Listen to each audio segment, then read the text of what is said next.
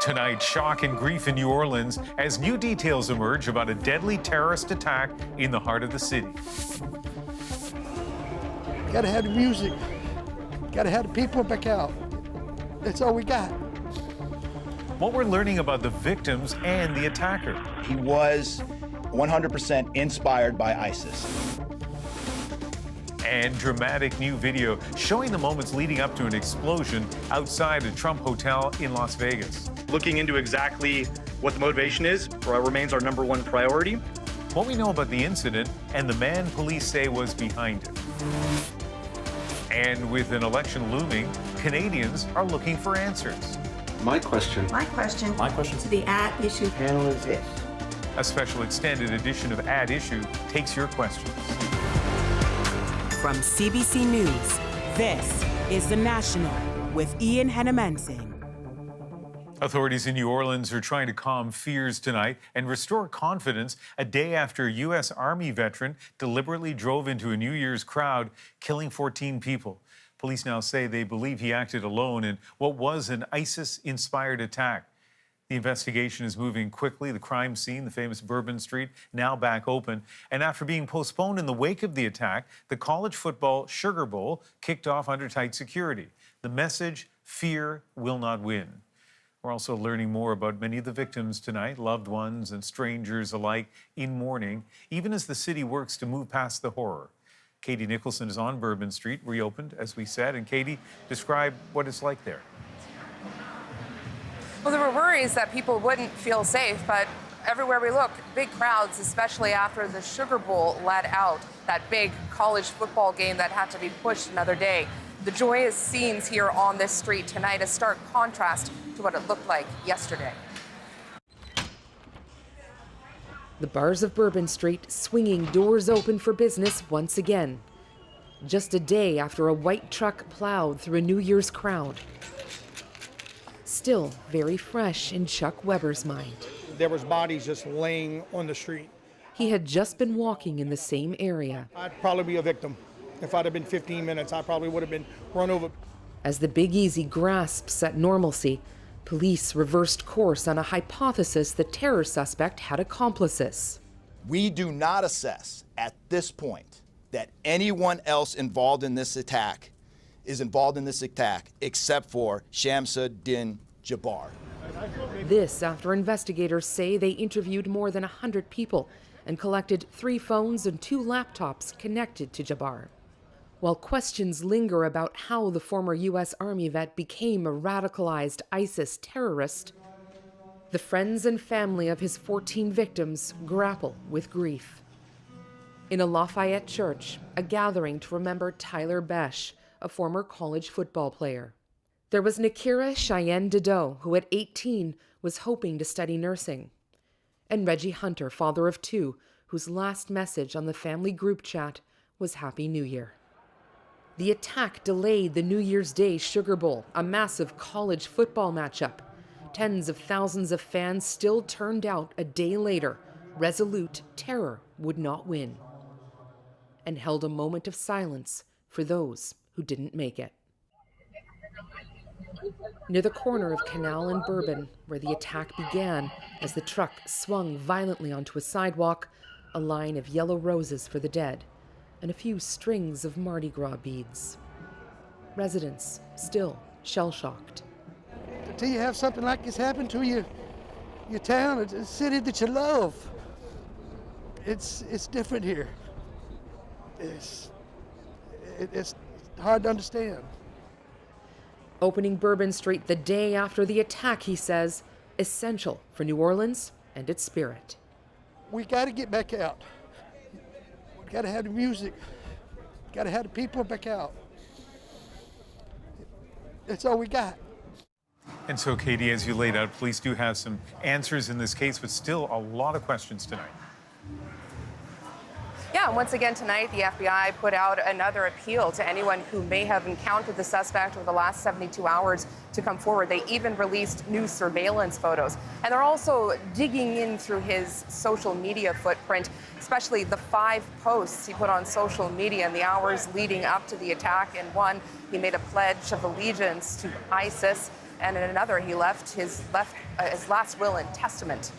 Ian? Katie Nicholson in New Orleans tonight. The attacker's ISIS connection is adding to worries that the group, known for its brutal brand of terror, could be seeing a resurgence.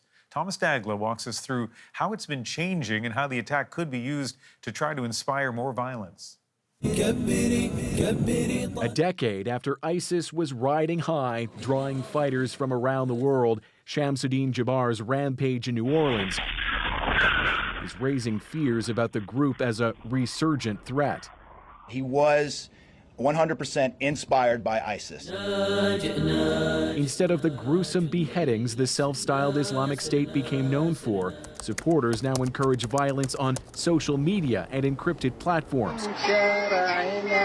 With clips like this one we found, posted after the New Orleans massacre, calling for more attacks in the U.S. Despite the fact that ISIS as an organization is very different than its heyday in Iraq and Syria going back a decade, the message still resonates. CBC News has learned just last month police arrested a Toronto area teen accused of planning to leave Canada to participate in the activities of ISIS. Weeks before, the RCMP said it foiled an ISIS-inspired plot to attack a Jewish center in New York. Mr. El-Didi, how do you respond to the allegations? Did you commit war crimes overseas? All of it as Ahmed El-Didi stands accused with his son of planning a mass murder in Toronto, years after he allegedly dismembered an ISIS hostage on video. There has been a lot of terrorist plotting, planning, and recruiting in Canada that the RCMP have been disrupting. In Moscow last March, an ISIS affiliate killed more than 140 concert-goers. And months later, Austrian authorities arrested alleged ISIS supporters over a plot targeting Taylor Swift shows. Since October 7th, though, that threat has gone to a whole nother level. The FBI warned about a spike in threats after the Hamas attacks on Israel. Now experts wonder about the rise of Islamists' HTS in Syria after they pushed out Bashar al-Assad. What it will mean for ISIS with the added twisted publicity of the New Orleans attack. ISIS is going to get a lot of propaganda value out of this specific attack. And to pick up on that point, I think back to our coverage over the years of ISIS attacks, and one thing was always guaranteed. ISIS would turn to its propaganda channels and celebrate what it viewed as its victories in Europe, North America, and elsewhere in the world. And we're already seeing that online, Ian. We heard, though, the FBI in your piece say the attack was inspired by ISIS rather than directed by the group. Walk us through the distinction. Yeah, it's an important distinction because ISIS doesn't have the territory it once controlled in Iraq and Syria that it used to train fighters. So based on what the FBI has said, it doesn't look like this attacker in New Orleans was trained or this plan was organized in the Middle East, but rather it looks like another case of someone who was radicalized by an ideology online and then acted upon it, Ian. Thomas Dagla in Toronto. As it stands tonight, investigators say there's no link between the attack in New Orleans and another incident in Las Vegas. A Tesla Cybertruck exploded in front of the Trump Hotel in that city on New Year's Day. As Katie Simpson shows us, police have identified the driver but are still searching for a motive. Authorities now have a better idea of the moments leading up to this fiery explosion, a Tesla Cybertruck blowing up at the entrance to the Trump Hotel in Las Vegas.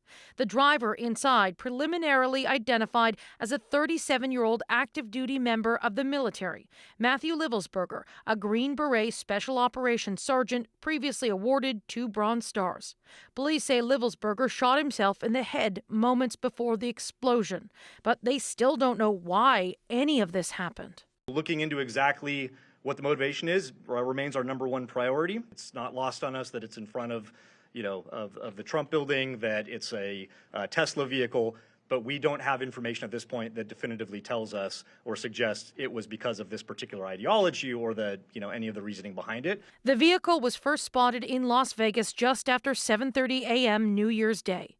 It then does a drive-through of the Trump Hotel entrance area before returning and exploding about an hour later. Damage to the building minimized because of how the Tesla is designed. Authorities found easy-to-purchase explosives inside, fireworks, mortars, along with fuel and other explosion enhancers. We don't believe there's any further threat from this subject or anybody associated to him. So far, there's no evidence to link this to the attack in New Orleans, but police did acknowledge similarities. Both alleged perpetrators used the Turo app to rent a personal vehicle directly from its owner. Both were also previously stationed at Fort Bragg as part of their military service and had similar deployments. They both served in Afghanistan in 2009. We don't have any evidence that they were in the same province in Afghanistan, the same location, or the same unit. Again, something else that remains under investigation. Security has been increased around several Trump properties, including in New York and Chicago. Around the U.S. Capitol, additional security has long been in the works ahead of several high-profile events around Donald Trump's inauguration. Katie Simpson, CBC News, Washington. With an election looming this year, the federal Liberals have lost another high-profile member. Toronto MP Mendicino announced tonight that he will not be seeking re-election. In a statement, the former cabinet minister said he's disagreed with the federal government on foreign policy, especially when it comes to Canada's role in the Middle East. Mendicino will stay on for the remainder of the session. His decision follows a rocky few months for Prime Minister Justin Trudeau, including the resignation of his Deputy Prime Minister, Chrystia Freeland. Trudeau said to be reflecting on his future over the holidays. Police are investigating two double murders in different Canadian cities, both chillingly similar, both leaving a daughter and father dead. As Aaron Collins tells us, the cases are once again drawing attention to the issue of intimate partner violence and the urgent need to address it. It's the cruelest of starts to the new year. This street in Halifax, the scene of a double murder. Cora Lee Smith and her father, Bradford Downey, gunned down in this car. Their killer, believed to be the woman's boyfriend, killed himself, too. We do believe this investigation is in relation to intimate partner violence. We believe that the suspect was in a relationship with one of the victims. 4 women have been killed by their partners in as many months in Nova Scotia. But this isn't just a Nova Scotia problem. Nearly 5,000 kilometers to the west, a similar story begins to unfold in this Calgary home over Christmas dinner. What the hell are you doing? You know, this is not what you're supposed to do on a Christmas day.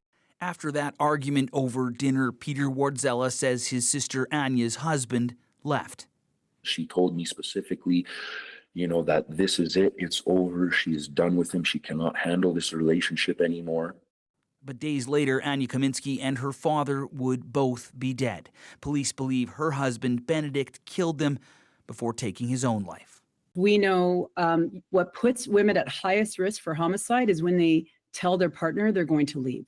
And experts say the key to curbing intimate partner violence is to get men help. We need to flip the script. We need to stop putting the burden on victims to keep themselves safe. And we need to start putting the burden onto those who are causing harm. And the reality is the majority of people who are harming their partners and family are men. Failing to do that can lead to unimaginable loss. She was an amazing daughter to my parents. She was an amazing mother to her 3 children. And she was the most amazing, beautiful sister to me. 2 crime scenes, 4 victims, 6 lives ended. One preventable cause for an entire nation to address. Aaron Collins, CBC News, Calgary. If you or someone you know is in crisis, help is available, and here's where to get it: endingviolencecanada.org or sheltersafe.ca. And of course, if you're in immediate danger, call 911. We're learning more tonight about Canada's first confirmed human case of H5N1 avian flu. A 13-year-old girl in BC became critically sick in November. Lindsay Duncombe now with how the infection played out and how doctors kept the teen alive. Doctors who cared for the first person who acquired H5N1 in Canada are sharing details of her care. The 13-year-old girl arrived at BC Children's Hospital after coughing, vomiting, and diarrhea. Her kidneys were injured. And this is what her lungs looked like. The clouded parts indicate pneumonia. The next day, the infection spread. It's a terrible virus. I definitely, don't want to see this again in clinical care. It is. Dr. David Goldfarb was part of the team treating the teen. He said machines helped her breathe, circulated her blood, and supported her kidneys. This young woman needed basically all the supports we're able to provide in a modern intensive care unit, so she was very sick. The details of the case are outlined in a letter to the New England Journal of Medicine. It describes the patient as having mild asthma and an elevated body mass index. Her initial symptoms included conjunctivitis, or pink eye, and fever. Pink eye was also common among people sick with H5N1 in California. Dozens of people were infected after being exposed to infected dairy cattle. Many of those human cases were very, very mild in nature. And I think we kind of get lulled in this false sense of belief that this is going to be another mild disease. And the reality is, really, all the cards have not been laid out yet. Doctors don't know how the BC teen contracted the virus. They identified the strain as being the same one infecting wild birds. No one caring for her got sick. The key thing here is quelling outbreaks as quickly as possible so we don't give this virus an opportunity to mutate and be more readily transmitted between mammalian hosts. Doctors did note the virus may have changed how it binds to human airways, a development the letter calls worrisome. The 13-year-old girl is still in hospital. She's out of the ICU and breathing on her own.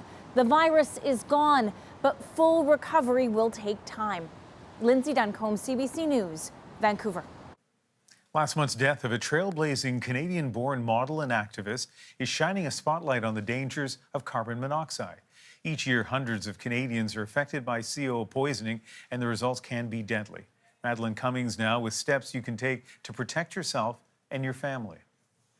Inside this Pennsylvania home, a deadly carbon monoxide leak. The victim, 76-year-old model and actor Dale Haddon. Born in Montreal, Canada, Haddon acted in movies and appeared on magazine covers in the 1970s and 80s. She used her profile to start a charity dedicated to educating marginalized girls and women, and worked as an ambassador for UNICEF. I felt that I was given so much in my life that it was time for me to give back. Haddon's death, a stark reminder of the danger of carbon monoxide, an odorless, colorless gas. In Canada, hundreds of accidental exposures have happened in recent years, according to data from 21 emergency departments, usually in fall and winter, when fuels are burned to heat homes. This Edmonton woman had a carbon monoxide scare one morning last month. A working detector led her to call 911, wake her sleeping daughter, and flee the house with their cat. It was shocking. I was standing out there going, really? There's actually carbon monoxide in the house? Because I don't know, we have a new furnace and a new hot water tank, so you don't expect that. But thank goodness that we had them. Firefighters confirmed levels were high, and our utility company cleaned a dirty vent. The Canadian Red Cross recommends having a carbon monoxide detector and taking precautions. Having regular checks of your home heating appliances and just doing simple maintenance. Going around your house, find that exhaust port. Is it clear of ice and snow in the wintertime? If you certainly are in those types of communities. Those symptoms and going out and getting yourself a carbon monoxide detector will be the best prevention that you can do to keep you and your family safe. And it's not just heating. Last month in Ottawa, 10 people were hospitalized for carbon monoxide poisoning after police believe a car was left running in the garage. Another reminder to stay vigilant in these winter months. Madeline Cummings, CBC News, Edmonton. Researchers have uncovered hundreds of dinosaur footprints at a quarry in southern England. They were found when an employee felt something unusual in the clay while exposing the quarry floor. The prehistoric walkway dates back to the Middle Jurassic period. The tracks showed the dinosaurs were as big as 18 meters long, and scientists believe some of the tracks are about 160 million years old. The discovery is one of the largest dinosaur track sites in the world. The House of Commons doesn't resume for weeks, but with a federal election this year and speculation swirling around the Prime Minister, Canadians have some questions. My question for the At Issue panel is... From concerns about the incoming Trump administration... What does the panel expect to see in the future if Trump's policies start hurting Americans financially? To what we can expect when Canadians cast their ballot. How are people ages 18 to 40 voting Rosie, Althea, Chantal, and Andrew try to answer them all in a special extended edition of At Issue. Next.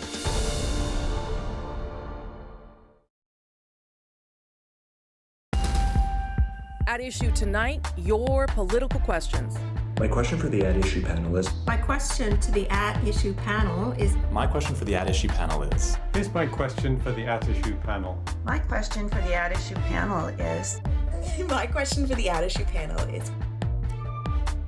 Hi there, I'm Rosemary Barton. Thank you for sending in all your great questions. We're not using all of them, but we're using as many as we can. With me tonight in studio in Toronto, Chantal Hébert, Andrew Coyne, and Althea Raj. Good to see everyone in person. Let's get right into it because people really want your answers. Doesn't that feel nice to have people ask any questions? Our first question is from Pat and Cheryl Hickey.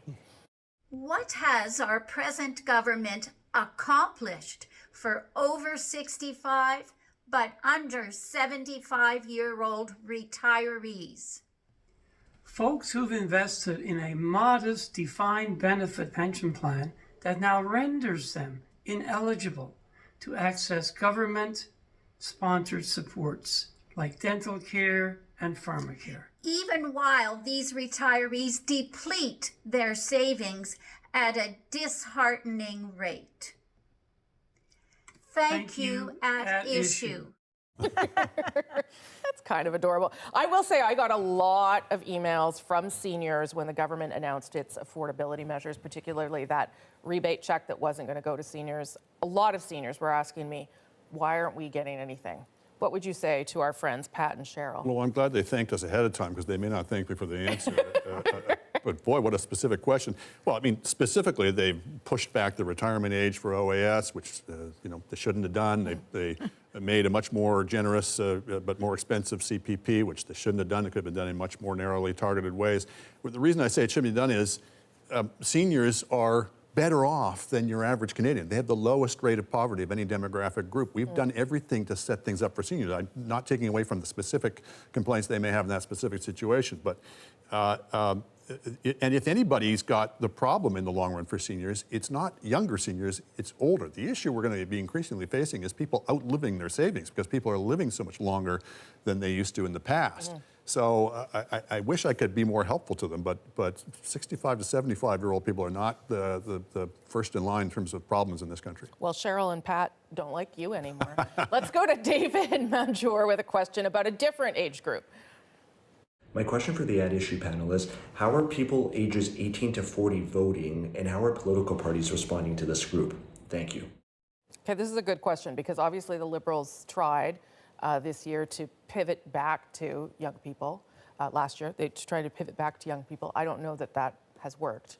But what would you answer to that, Althea? Well, we don't know how they're voting yet because we haven't had an election. Public opinion polls suggest that the Conservatives are leading in every age group. So they're leading with young people, and they're leading with a message on affordability. Rent and housing has gone way up. A lot of young people are worried that they'll never be able to afford their own home. Precarious nature of work. This idea that you're going to have a job and have it for 30 years and then have a defined benefit pension is something that people my age don't believe in, and certainly younger people don't believe in, or don't believe that that will be there for them. So that message has resonated. You're right, the government has tried to pivot. We've seen the NDP also have a message directed towards young people. I don't know that it's going to be as successful as it was for the Liberals in 2015, but we do know that when young people decide to march in one direction, they can make a difference. But At the moment, it seems to be landing with Conservatives. It's unusual for Conservatives to win the youth vote. Donald Trump, for example, did not win the youth vote in his recent election victory. Do you want to win? But 18 to 40 is a large fork. But 18 to 40 is when you want to leave your parents' home and get an apartment, or when you want to buy a house for the first time, or when you suddenly have kids and a mortgage. So I think the bottom line, it has more to do with affordability. But it also has to do with branding. Someone remarked, and I thought that's accurate, when Chrystia Freeland and Justin Trudeau show up at the grocery store, they say they're making a visit to the grocery store. most people don't see the grocery store as a place to visit. No, I don't. They don't send the message. It's a chore. We get what your problem is because we live it. On this, they're losing. Just the visual battle is lost the second they walk into that store, which they seem to find terribly exciting, as opposed to most of us. I think it's important to note climate change. For a lot of young people, climate change is a defining issue. Yeah. Okay, let's go to our next question. Tate Willows about the Bloc Québécois. My question for the Ad Issue panel is, what does it mean for the rest of Canada if the Bloc Québécois forms the official opposition after the next election? Is that allowed, even though they only represent one province? Thanks so much. It is true that Tate used her baby to entice us to get a question, because we were like, we have to put that in. Over to you on that one, Chantal. The Bloc Québécois was the official opposition in the House of Commons in the Jean Chrétien's first parliament, so between 1993 and 1997, and nothing terrible happened. Back then, Lucien Bouchard went out of his way to make sure there was at least one English language question asked for every QP. Yes, they are allowed in the same way that if you had a party that only elected or ran MPs, candidates in Western Canada, they could still be the official opposition. The Reform Party back then only ran candidates in Western Canada.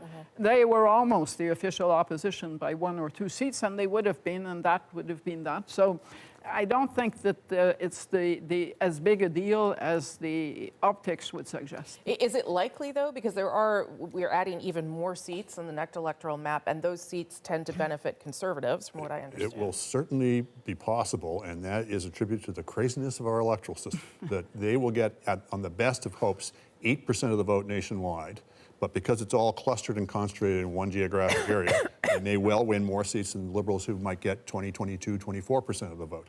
So it's yet another nail in the coffin of first past the post. Nothing terrible happened the last time. Empty coffin, by the way. There's no dead body in there. Nothing terrible happened the last time, but that was partly because we had a very shrewd, adroit, old hand at Quebec politics in the Prime Minister's office. If we get what it would look like in this election, in the polls, a Conservative sweep of the rest of Canada with very few seats in Quebec, both of those subject to change, we'll see, with a rookie Prime Minister with very little experience of Quebec, with no particularly strong cadre of people advising him or supporting him, it's worrisome. But we were also on the eve of a referendum that saw 50% of Quebecers vote yes, while at this point it's in the 30s. So, and this old hand that's running the country, Jean Chrétien, almost lost it. Somebody else might have done worse. Yeah, but we don't know what that will be like in 2 years, for example. Like if the PQ wins in Quebec and they press ahead with their promise to have a referendum, I'm less worried that the Bloc Québécois is an official opposition than the PQ is in power in Quebec and has a referendum with a Conservative Prime Minister who is pro-pipeline and all the things that most Quebecers say they disagree with, and so they don't see themselves reflected in the federal government. I think that's far more of a risk than having the Bloc Québécois ask most of the questions in question period. Yeah. Okay. Good conversation. We've got one more in this block. Gray Fraser with a question on CUSMA. My question for the At Issue panel is it advantageous for Canada to pull out of a North American agreement with the US and Mexico to renegotiate a new deal with each country separately? Good question. I believe Gray is an artist. That was some of his art behind him. Andrew. No, terrible idea. Donald Trump would like nothing better than be able to play us off against each other. And if we did strike 2 separate trade deals, what does that mean? It means the U.S. is the hub and we're the spokes. You can locate a plant in the United States and serve all 3 markets. There's safety in numbers. We want to tackle the United States and Donald Trump collectively with all of the allies we can find. Chantal? What he said. The last thing you want is for the Mexico and Canada to be negotiating each other out of deals in the same way that the last thing you want in Canada is for Canadian provinces and the federal government fighting with each other over what to give up, while the person you're going to negotiate with is saying, well, this is interesting, I can divide and conquer. Yes. Yes, some of that is happening for sure. Althea. Just to build on what they both said, because I agree that they're right, we have heard the Premier of Ontario, for example, suggest that there should be a bilateral agreement. Forget Mexico, let's just negotiate between the two of us. There is some talk, even in Ottawa, of not getting rid of CLISMA, but having an extra Canada-US agreement to cement the supply chains integration, to cement some things. The business community seems reluctant to have that because a lot of Canadian businesses have actually made investments in Mexico because labor costs are cheaper to have access to that US market. So everybody is of the feeling that it is best to negotiate with Mexico and not be outnumbered if we're just vis-a-vis Donald Trump or the United States. Okay, good first conversation. We're going to take a short break here. We'll be back with more At Issue and more of your questions. Stay with us.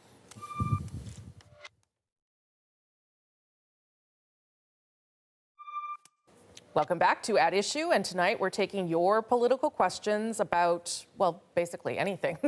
Chantal Hébert, Andrew Coyne, and Althea Raj all in studio with me. Thank you again for sending in some of your questions. Let's get right to the next one. Here's Barbara Dobson with a question about Pierre Poilievre. My question for the At Issue panel is, when will Pierre Poilievre go beyond slogans and be clear to Canadian voters about how he will handle the major issues our country faces, such as the affordability crisis, the climate crisis, and dealing with Donald Trump? Okay, one of our colleagues at Radio-Canada, Fanny Olivier, she did a look at what he said substantively. There are things, there are substantive things, but he is mostly focused on delivering the slogan message that Barbara's talking about here, Andrew. Yeah, so he's clear that he would axe the tax, he'd build the homes, defund the CBC, stop the crime. That's not one of the slogans. Not yet. It's definitely one of the policies. Yeah. Fix the budget. But if she Stop wants the crime. a short answer to a question, the answer is after the election. He's 22 points ahead in the polls. He's not going to do too much that's going to invite too much scrutiny or too much controversy, I would imagine.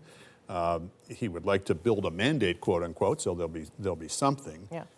But getting into the weeds of things that are particularly controversial, I think we'll wait quite a while before we hear. Okay, but does that impact voters at all? Like, do they start to say, I'd like to hear more? I think he's going to have to become a bit more specific about the Donald Trump thing.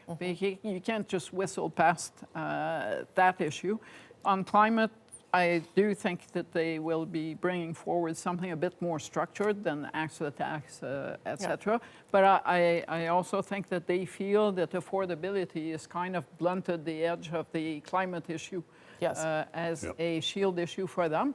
So I'm not expecting to learn something that will, you know, wow the environmental community. But the proof is going to be in the pudding. If he becomes prime minister, he's not going to have a choice. Will voters, will voters say, you know, the last time we said that we have a great opposition leader who's prosecuting the government very efficiently, that person was called Tom Mulcair. And then things happened. So I don't know what the shape of the dynamics of the next federal campaign will be. I just know that after November 5th, they will be different than they would have been if Kamala Harris had won. But the slogans work. I mean, they do work. The slogans work. They unify caucus around one message. It's very clear to have message discipline when you have slogans. That being said, he does have policy. You're right. Le Devoir also did a really good group of what he said. On the stuff with Donald Trump, he's already being dragged in that conversation because one of his MPs, Jamil Jivani, is close friends with J.D. Vance. And already he's being asked, well, do you agree with what your MP is saying? Or like J.D. Vance was tweeting about Christians because Jamil Jivani was tweeting about Christians being attacked in Canada. So like there's already an entryway for that. I think the further the election is, the more pressure there is on Mr. Poilievre to fill in the gaps. We've already seen that when it came to housing. I think we're going to see it on more issues that bubble up in the spring. Okay. Our next question is from Wayne Dworvnik. And this fellow is probably going to be Andrew's new best friend. My question for the At Issue panel is this. With the current showing of Justin Trudeau and the Liberals in the polls, is now a good time to bring in the promised electoral reform bill that will put an end to the first past the post system that we have in Canada? That's a man after your own heart. God bless her. Can you just answer yes? You would think, just from a self-interest standpoint, first past the post has worked to the Liberals' benefit in the past, in the recent past in particular. It's about to bite them. Yep. It's about to work very hard against them. Similarly, the Conservatives, you know, in the past, it's really hurt them. Go back to 1993 when they were reduced to 2 seats. They're about to get if the polls are correct, a hugely exaggerated majority as a result of that. You'd think the Conservatives in particular, it's very odd that they're so attached to the status quo, the first past the post, since they lose 2 elections in 3 under the current system. And yet they're the ones who are even more adamant than the Liberals, because they each have this kind of gambler's mentality of, well, you know, one more roll of the dice and we'll win or take all. We'll benefit from the system. But they win sweeping majorities when the left is divided, so they're incentivized to like the status quo. Plus, like, just ideologically, they like the status quo. I do wonder, though, sometimes if the Prime Minister regrets not pushing forward with what he said was his preferred option, which was a preferential ballot, a ranked ballot. But he never spent any political capital trying to make the case to Canadians, or even organizing Liberal MPs around the committee table to try to push that forward. But, you know, that might actually have helped him. Yes. And if the question is this a good time, the answer is no. The Prime Minister, his government no longer have the legitimacy to change the rules of the game that they are in the process of losing. So that opportunity was lost, and I don't think it comes back quickly, because if you come with a supermajority, then some of the people who got elected will lose their seats over that electoral reform. So you start, and it's happened in every province. Quebec was one of the latest to go through that process. And then the leaders back off, and it's the end of that story. But you shouldn't have electoral reform without every single party in the House of Commons agreeing to it. Yeah, otherwise it just looks like it's opportunistic. Okay, I got one more question here. Robert Mitchell. My question for the At Issue panel is, what does the panel expect to see in the future if Trump's policies start hurting Americans financially? How bad could it get? Thanks for your question, Robert. I only have 1 minute. Andrew? His policies are going to hurt Americans financially, whether you're talking about the mass deportations and what that will do to the labor markets, whether you're talking about the tariffs, whether you're talking about the thing I'm most worried about, which is he starts monkeying around with the Federal Reserve and ordering them to basically pursue inflationary policies. So it can get very bad economically. How bad it will get for him politically, I don't know, since to date, his followers have stuck with him no matter what he did. But when he starts hitting them in the pocketbook, maybe not. We're going to take a short break here. When we come back, we'll answer a couple more of your political questions. Stay with us.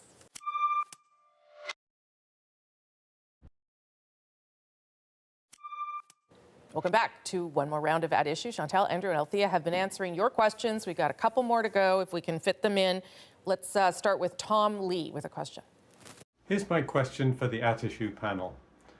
Right now, MPs just seem to be creatures of the PMO or of their party central office. What needs to happen for them to become real representatives of their constituencies again?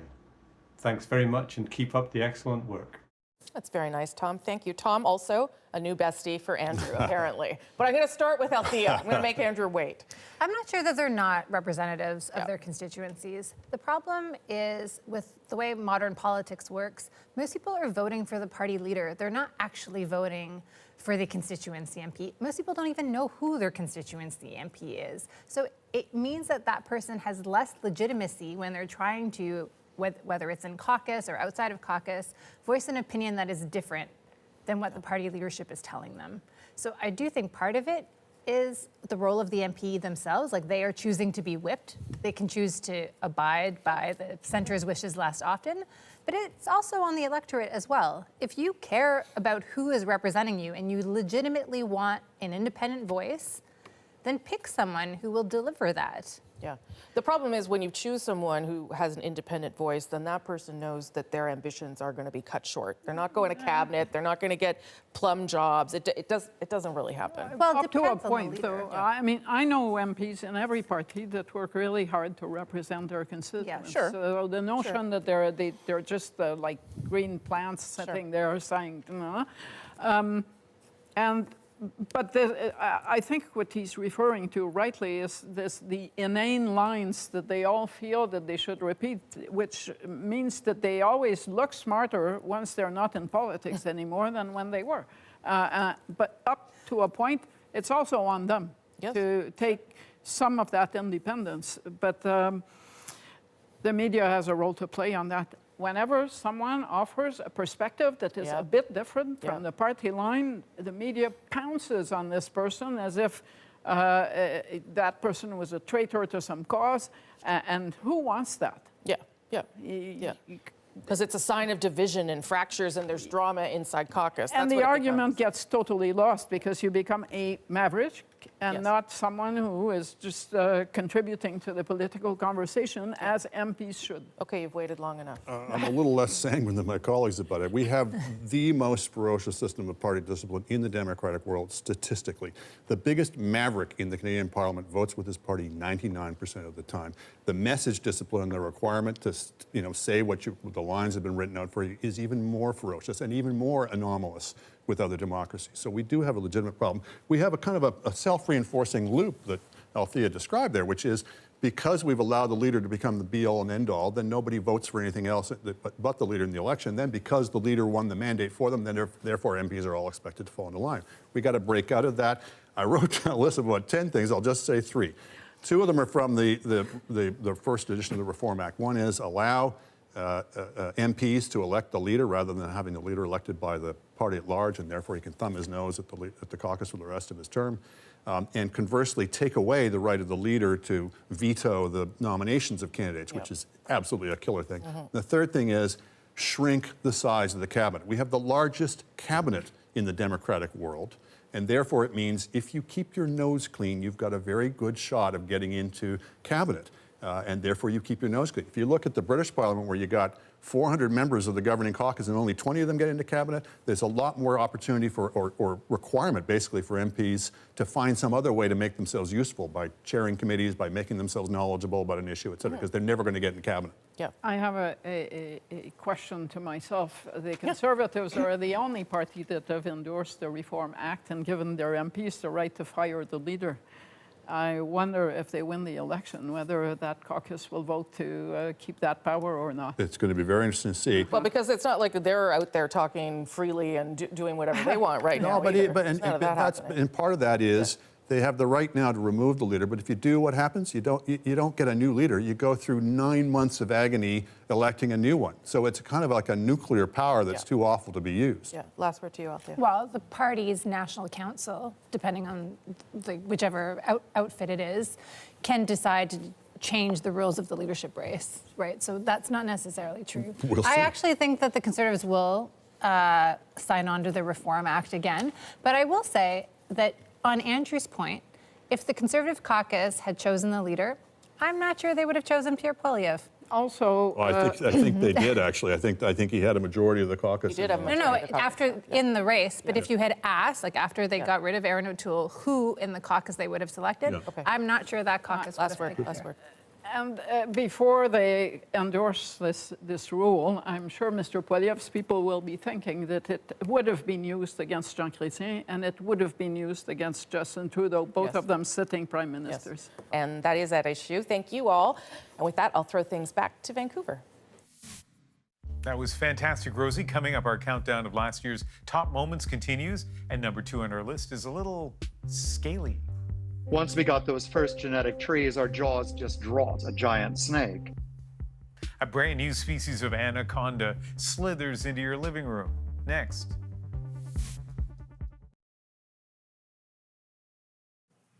This holiday season, The National is bringing you a countdown of the most popular moments from the last year. Tonight's moment might be more of a nightmare for some of you, a new species of snake slithering along the ocean floor, but still a momentous discovery.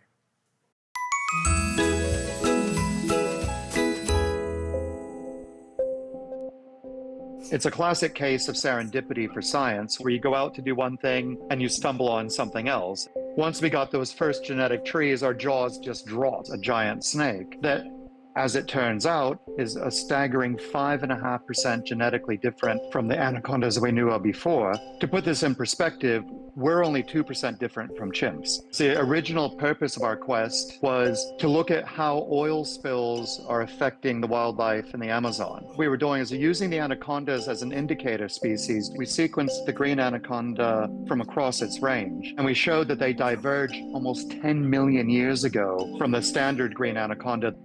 The lab work is a slog. We did have that eureka moment where once we compiled all of the genetic sequences, and here we are in February 2024, and we're just now publishing the paper. What else is there that's new that might be lost before we even know about it? So one of the most popular moments of the last year. Keep in mind the most popular categories: animals for sure, precocious kids, acts of kindness, incredible coincidences, lost pets finding their way home. Lots of potential moments out there for 2025, and we're always interested in you helping us uncover the next moment for the National. Thank you for being with us tonight. You can watch anywhere, anytime on the free CBC News app and subscribe to the National's YouTube channel. I'm Hanomansing in Vancouver. See you tomorrow night.